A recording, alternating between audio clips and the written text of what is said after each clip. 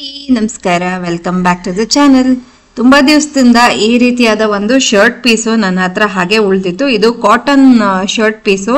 ಏನ್ ಮಾಡೋದಪ್ಪ ಅಂತ ಅನ್ಕೊಳ್ತಾ ಇದ್ದೆ. ಫೈನಲಿ ಒಂದು ಐಡಿಯಾ ಬಂತು. ಸೊ ಅದನ್ನೇ ಇವತ್ತು ವಿಡಿಯೋದಲ್ಲಿ ಮಾಡಿ ತೋರಿಸ್ತಾ ಇದ್ದೀನಿ. ಹಾಗಾದ್ರೆ ಬನ್ನಿ ಇವತ್ತಿನ ವಿಡಿಯೋವನ್ನ ಸ್ಟಾರ್ಟ್ ಮಾಡೋಣ. ಇವತ್ತಿನ ವಿಡಿಯೋವನ್ನ ಶುರು ಮಾಡೋಕ್ಕಿಂತ ಮುಂಚೆ ಯಾರೆಲ್ಲ ನಮ್ಮ ಚಾನಲ್ ಅನ್ನ ಹೊಸದಾಗಿ ನೋಡ್ತಿದ್ರು ದಯವಿಟ್ಟು ಸಬ್ಸ್ಕ್ರೈಬ್ ಮಾಡ್ಕೊಂಡು ನೋಡಿ. ಹಾಗೆ ಈ ವಿಡಿಯೋ ನಿಮಗೆ ಇಷ್ಟ ಆಗಿದ್ದಲ್ಲಿ ದಯವಿಟ್ಟು ಒಂದು ಲೈಕ್ ಅನ್ನ ಕೊಡೋದನ್ನ ಮರಿಬೇಡಿ. ಹಾಗೆ ನಿಮ್ಮ friends, family, neighbours, well wishers ಎಲ್ಲರಿಗೂ ನನ್ನ ವಿಡಿಯೋಸ್ ಅನ್ನ ಶೇರ್ ಮಾಡಿ. ಸೊ ಇವತ್ತಿನ ವಿಡಿಯೋವನ್ನ ಶುರು ಮಾಡೋಣ. ಈಗ ನಾನು ಶರ್ಟ್ ನಿಂದ 2 ಪೀಸಸ್ ಅನ್ನ ಕಟ್ ಮಾಡ್ಕೊಂಡಿದೀನಿ. ಅದನ್ನೇ ನಾನು ಟಾಪ್ ಮತ್ತೆ ಬಾಟಮ್ಗೂ ಕೂಡ ಅದನ್ನೇ ಬಳಸ್ತಾ ಇದ್ದೀನಿ. ಮತ್ತೆ ಸಪರೇಟ್ ಬಟ್ಟೆ ಏನು ತಗೊಳ್ತಾ ಇಲ್ಲ. ಹಾಗೆ ಮಧ್ಯದಲ್ಲಿ ಸ್ಪಾಂಜ್ ಶೀಟ್ ಅನ್ನ ತಗೊಂಡಿದ್ದೀನಿ. ತುಂಬಾ ಜನ ಸ್ಪಾಂಜ್ ಶೀಟ್ ಎಲ್ಲಿ ಸಿಗತ್ತೆ ಅಂತ ಕೇಳ್ತಾ ಇರ್ತೀರಾ. ಇದು ನಮ್ಗೆ ಬ್ಯಾಗ್ ಮೇಕಿಂಗ್ ಮೆಟೀರಿಯಲ್ಸ್ ಅಂತ ಅಂಗಡಿಗಳಲ್ಲಿ ಸಿಗತ್ತೆ. ಅಲ್ಲಿ ಫೋಮ್ ಶೀಟು ಸಿಗತ್ತೆ. ಇಲ್ಲದಿದ್ರೆ ನಾವು ಡ್ರೆಸ್ ಅಥವಾ ಶರ್ಟ್ ಇದನ್ನೆಲ್ಲ ಕೊಂಡ್ಕೊಂಡಾಗ್ಲೂ ಕೂಡ ಸಿಗ್ತಿರತ್ತೆ. ನಾನು ಇಲ್ಲಿ 27 by 27 ಇಂಚ್ ಆಗುವಷ್ಟು ಕಟ್ ಮಾಡ್ಕೊಂಡಿದ್ದಾಯ್ತು. ಮಧ್ಯದಲ್ಲಿ ಫೋಮ್ ಶೀಟು, ಮೇಲೆ ಕೆಳಗಡೆ ಇದು ಬಟ್ಟೆಯನ್ನ ಇಟ್ಟಿದ್ದಾಯ್ತಲ್ವ. ಇವಾಗ ನಾನು ಸೈಡ್ಸ್ಗೆಲ್ಲ ಈ ರೀತಿಯಾಗಿ ಪಿನ್ ಮಾಡ್ಕೊಳ್ತಾ ಇದ್ದೀನಿ. ನಂತರ ನಾನು ಇದನ್ನ ಸ್ಟಿಚ್ ಮಾಡೋದಕ್ಕೆ ತುಂಬಾನೇ ಹೆಲ್ಪ್ ಆಗುತ್ತೆ. ಹಾಗಾಗಿ ನೋಡಿ, ಈ ರೀತಿಯಾಗಿ ಬಟ್ಟೆಗಳು ಸರಿದೇ ಇರೋ ರೀತಿಯಾಗಿ ತುದಿಗೆ ಕರೆಕ್ಟ್ ಆಗಿ ನಾನು ಪಿನ್ ಮಾಡ್ಕೊಳ್ತಾ ಇದ್ದೀನಿ. ಈಗ 4 ಕಡೆಗೂ ಇದೇ ರೀತಿಯಾಗಿ ನಾನು ಪಿನ್ ಅಪ್ ಮಾಡ್ಕೊಂಡೆ. ಪಿನ್ ಅಪ್ ಮಾಡ್ಕೊಂಡಿದ್ದ ಆದ ನಂತರ ಏನ್ ಮಾಡ್ತೀನಿ ಅಂದ್ರೆ, ಒಂದು ಕಡೆಯಿಂದ ಅಳತೆ ಮಾಡ್ತಾ 3 ಇಂಚಿಗೆ ಈ ರೀತಿಯಾಗಿ ಮಾರ್ಕ್ ಮಾಡ್ಕೊಳ್ತಾ ಇದ್ದೀನಿ. 3, 6, 9 ಈ ರೀತಿಯಾಗಿ ಕಂಪ್ಲೀಟ್ ಒಂದು ಸೈಡ್ ಫುಲ್ ಮಾರ್ಕ್ ಮಾಡ್ಕೊಳ್ತಾ ಇದ್ದೀನಿ. ಇದೇ ರೀತಿಯಾಗಿ ಇನ್ನೊಂದು ಕಡೆಗೂ ನಾನು ಸೇಮ್ 3 by 3 ಇಂಚಿಗೆ ಮಾರ್ಕ್ ಮಾಡ್ಕೊಳ್ತಾ ಇದ್ದೀನಿ. 3 ಇಂಚಸ್ 3 ಇಂಚಸ್ 3 ಇಂಚಸ್ ಈ ರೀತಿಯಾಗಿ ಮಾರ್ಕಿಂಗ್ ಮಾಡ್ಕೊಂಡಿದ್ದಾದ ನಂತರ ಸೇಮ್ ಅದೇ ಪ್ರಕಾರವಾಗಿ ಈ ರೀತಿ ಲೈನ್ಸ್ ಅನ್ನ ಹಾಕೊಂಡು ಅದನ್ನ ಜಾಯಿನ್ ಮಾಡ್ಕೊಳ್ತೀನಿ. ಈ ರೀತಿ ಮಾಡ್ಕೊಳ್ಳೋದು ಏನಕ್ಕೆ ಅಂತಂದ್ರೆ, ನಮ್ಗೆ ಸ್ಟಿಚಿಂಗು ಸ್ಟ್ರೈಟ್ ಆಗಿ ನೀಟಾಗಿ ಬರುತ್ತೆ. ಕೆಲವೊಮ್ಮೆ ನಮ್ಗೆ ಸ್ಟಿಚಿಂಗ್ ಮಾಡುವಾಗ ಸ್ವಲ್ಪ ಕ್ರಾಸ್ ಹೋಗೋ ಚಾನ್ಸಸ್ ಇರುತ್ತಲ್ವ. ಹಾಗಾಗಿ ಈ ರೀತಿ ನಾವು ಒಂದ್ಸಲ ಲೈನ್ ಅನ್ನ ಹಾಕೊಂಡು ಒಂದು ಪ್ಯಾಟರ್ನ್ ಕ್ರಿಯೇಟ್ ಮಾಡ್ಕೊಂಡ್ಬಿಟ್ರೆ ಸ್ಟಿಚ್ ಮಾಡ್ಬೇಕಾದ್ರೆ ತುಂಬಾನೇ ಈಸಿ. ಮತ್ತೆ ಫೈನಲ್ ಔಟ್ಪುಟ್ ಕೂಡ ತುಂಬಾನೇ ನೀಟ್ ಫಿನಿಶಿಂಗ್ ಬರುತ್ತೆ.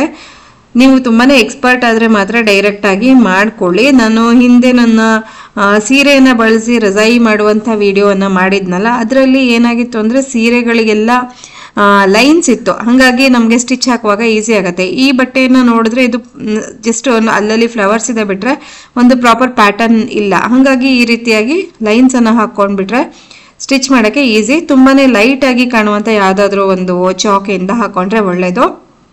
ನೋಡಿ, ಇವಾಗ ನಾನು ಹೇಗೆ ಅದನ್ನ ಮಾರ್ಕ್ ಮಾಡ್ಕೊಂಡ್ನಲ್ಲ ಲೈನ್ಸ್ ಎಲ್ಲ ಹಾಕ್ಬಿಟ್ಟು ಅದೇ ರೀತಿಯಾಗಿ ಇವಾಗ ಸ್ಟಿಚ್ ಮಾಡ್ಕೊಳ್ತೀನಿ.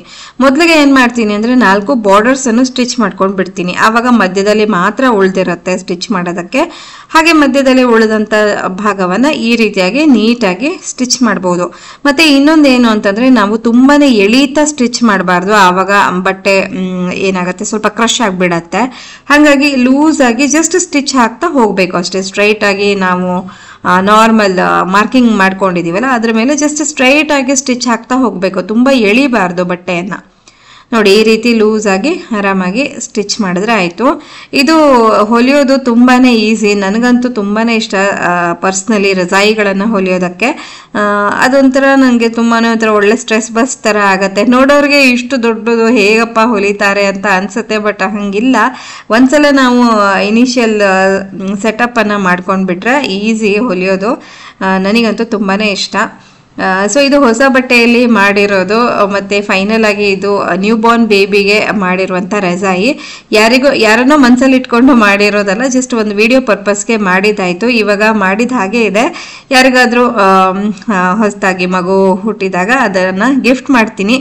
ಯಾರಿಗೆ ಮಾಡೋದು ಅಂತ ಅದು ಕೂಡ ನನ್ಗಿನ್ನೂ ಗೊತ್ತಿಲ್ಲ. ನನ್ನ ಫ್ರೆಂಡ್ ಸರ್ಕಲ್ ಅಂತೂ ಯಾರೂ ಇಲ್ಲ. ಸೊ ನೋಡೋಣ ಯಾರಿಗೆ ಕೊಡೋದು ಅಂತ ಹೇಳಿ. ಇವಾಗ ನಂದು ಸ್ಟಿಚಿಂಗ್ ಮುಗೀತು. ಸುತ್ತಲೂ ನಾನು ಎಕ್ಸ್ಟ್ರಾ ಬಟ್ಟೆಗಳು ಮತ್ತೆ ಸ್ಪಾಂಜ್ ಏನಾದ್ರು ಇದ್ರೆ ಅದನ್ನ ಕಟ್ ಮಾಡ್ಕೊಂಡು ನೀಟ್ ಮಾಡ್ಕೊಳ್ತೀನಿ. ನೋಡಿ, ಈ ರೀತಿ ಕಾಣಿಸ್ತಾ ಇದೆ. ಈಗ ಫೈನಲ್ ಹಂತಕ್ಕೆ ಬಂದಿದ್ದೀವಿ. ಇದಕ್ಕೊಂದು ಕಾಂಟ್ರಾಸ್ಟ್ ಆಗಿರುವಂತ ಬಟ್ಟೆಯನ್ನ ತಗೊಂಡು ಅದನ್ನ ನಾನು ಪೈಪಿಂಗ್ ಮಾಡಿ ಫಿನಿಶ್ ಮಾಡ್ತೀನಿ. ನೀವು ಮಾಡ್ತಿರುವಂತ ರಜಾಯಿ ಬಟ್ಟೆ ಪ್ಲೇನ್ ಇದ್ರೆ ಸಾಧ್ಯವಾದಷ್ಟು ಪೈಪಿಂಗ್ ಅನ್ನ ಪ್ರಿಂಟೆಡ್ ಬಟ್ಟೆಯಲ್ಲಿ ಕೊಟ್ರೆ ಚೆನ್ನಾಗಿರುತ್ತೆ. ಅದೇ ನಾವು ರಜಾಯಿ ಮಾಡಿದ ಬಟ್ಟೆಯಲ್ಲೇ ಪ್ರಿಂಟ್ ಇದ್ರೆ ಅದರಲ್ಲಿ ಇರುವಂತ ಪ್ರಿಂಟ್ ಅಲ್ಲಿ ಇರುವಂತ ಬಟ್ಟೆ ತಗೊಂಡು ನಾವು ಸುತ್ತಲೂ ಒಂದು ಪೈಪಿಂಗ್ ಮಾಡಿದ್ರೆ ಅದು ಇನ್ನೊಂಥರ ಚೆನ್ನಾಗಿ ಕಾಣುತ್ತೆ. ಸೊ ಆ ರೀತಿ ಸ್ವಲ್ಪ ಕಾಂಟ್ರಾಸ್ಟ್ ಇರಬೇಕು, ಆವಾಗಲೇ ನಮಗೆ ಚೆನ್ನಾಗಿ ಎದ್ದು ಕಾಣುತ್ತೆ.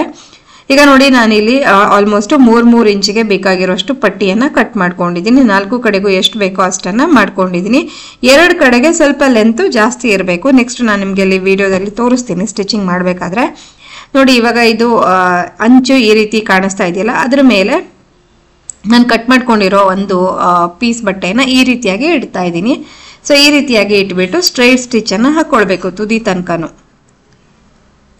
ನೋಡಿ ಈ ರೀತಿ ಜಸ್ಟ್ ಒಂದು ಸ್ಟ್ರೈಟ್ ಸ್ಟಿಚ್ಚು ತುದಿ ತನಕ ಹಾಕೊಂಡಿದ್ದಾಯ್ತು. ಆಮೇಲೆ ಈ ರೀತಿ ಡಬಲ್ ಫೋಲ್ಡ್ ಮಾಡಬೇಕು. ಡಬಲ್ ಫೋಲ್ಡ್ ಮಾಡಿ ಕಂಟಿನ್ಯೂಸ್ ಸ್ಟಿಚ್ ಮಾಡಬೇಕು. ಈಗ ಒಂದು ಸೈಡು ನಂದು ಕಂಪ್ಲೀಟ್ ಫಿನಿಶಿಂಗ್ ಆಯಿತು. ನೆಕ್ಸ್ಟ್ ಏನು ಮಾಡಬೇಕು ಅಂದರೆ ನೋಡಿ ಒಂದು ಸೈಡು ಕಂಪ್ಲೀಟ್ ಆಗಿರೋದು ಇಲ್ಲಿ ಕಾಣಿಸ್ತಾ ಇದೆ, ಈ ರೀತಿ ಬಂದಿದೆ. ಅದರ ಅಪೋಸಿಟ್ ಸೈಡನ್ನು ಕೂಡ ನಾನು ಅದೇ ರೀತಿಯಾಗಿ ಫಿನಿಶ್ ಮಾಡ್ಕೊಳ್ತೀನಿ.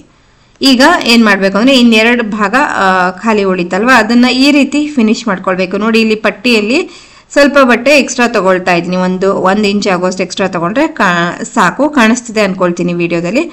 ಸೊ ಅದನ್ನು ಆ ರೀತಿಯಾಗಿ ಇಟ್ಬಿಟ್ಟು ತುದಿ ಕಡೆನೂ ಅಷ್ಟೇ 1 ಇಂಚ್ ಆಗೋಷ್ಟು ಎಕ್ಸ್ಟ್ರಾ ಬರಬೇಕು. ಅದನ್ನು ಹೀಗೆ ಫೋಲ್ಡ್ ಮಾಡೋಕ್ಕೆ ನಮಗೆ ಬರಬೇಕು, ಅಷ್ಟು ಇದ್ದರೆ ಸಾಕು. ಆ ಥರ ಇಟ್ಬಿಟ್ಟು ನಾವು ಮತ್ತೆ ಸ್ಟಿಚ್ಚನ್ನು ಹಾಕ್ಕೊಳ್ಬೇಕಾಗತ್ತೆ. ಸೊ ಈ ರೀತಿ ಸ್ಟ್ರೈಟ್ ಸ್ಟಿಚ್ಚನ್ನು ಹಾಕ್ಕೊಂಡಿದ್ದ ನಂತರ ನೋಡಿ ಇವಾಗ ಇದನ್ನು ಈ ರೀತಿ ಓಪನ್ ಮಾಡಿದಾಗ ಅದು ತನ್ನರೇ ಈ ಥರ ತಿರುಗುತ್ತೆ. ಸೊ ಈ ರೀತಿಯಾಗಿ ನಾವು ಕಾರ್ನರ್ಸನ್ನು ಫಿನಿಶಿಂಗ್ ಮಾಡ್ಕೊಳ್ಳೋದು. ನೋಡಿ ಈ ಥರ. ಇವಾಗ ಇದನ್ನು ಡಬಲ್ ಫೋಲ್ಡ್ ಮಾಡಿಬಿಟ್ಟು ಕಂಪ್ಲೀಟ್ ಸ್ಟಿಚ್ ಮಾಡ್ಕೊಳ್ತೀನಿ. ಈಗ ಫೈನಲ್ ಆಗಿ ನೋಡಿ ನಂದು ಬೇಬಿ ರಜಾಯಿ ಸ್ಟಿಚಿಂಗ್ ಮುಗ್ದಿದೆ, ಈ ರೀತಿಯಾಗಿ ಬಂದಿದೆ. ಎಲ್ಲ ಕಾರ್ನರ್ಸ್ ಕೂಡ ನೀಟ್ ಫಿನಿಶಿಂಗ್ ಇದೆ. ಹಾಗೆ ಹಿಂದ್ಗಡೆ ಕೂಡ ಇದೇ ಪ್ಯಾಟರ್ನ್ ಕಾಣಿಸುತ್ತೆ. ನೀವು ಬೇಕಾದ್ರೆ ಹಿಂದ್ಗಡೆ ಬೇರೆ ಬಟ್ಟೆ ಚೂಸ್ ಮಾಡಿದ್ರೆ 2 ರೀತಿಯಾಗಿ ಕೂಡ ಬಳಸಬಹುದು. ಸೊ ನೋಡಿದ್ರಲ್ವಾ, ಈ ರೀತಿಯಾದ ಬೇಬಿ ರಜಾಯಿಗಳನ್ನು ಆರಾಮಾಗಿ ನಾವು ಮನೆಯಲ್ಲೇ ಹೊಲ್ಕೊಳ್ಬಹುದು. ಮತ್ತೆ ಇದು ಮಷಿನ್ ವಾಶ್ ಕೂಡ ನೀವು ಆರಾಮಾಗಿ ಮಾಡಬಹುದು. ಇವತ್ತಿನ ವಿಡಿಯೋ ನಿಮ್ಗೆಲ್ರಿಗೂ ಇಷ್ಟ ಆಗುತ್ತೆ ಅಂತ ನಾನು ಭಾವಿಸ್ತಾ ಇದ್ದೀನಿ. ಹಾಗೆ ಇನ್ನೊಂದು, ನಿಮಗೆ ವಿಡಿಯೋಸ್ ಇಷ್ಟ ಆಗ್ತಿದ್ರೆ ಖಂಡಿತ ಸಬ್ಸ್ಕ್ರೈಬ್ ಮಾಡ್ಕೊಂಡು ನೋಡಿ ಅಂತ ಕೇಳ್ಕೊಳ್ತೀನಿ. ಮತ್ತೊಂದು ಹೊಸ ವಿಡಿಯೋದೊಂದಿಗೆ ಭೇಟಿಯಾಗೋಣ. ಧನ್ಯವಾದಗಳು.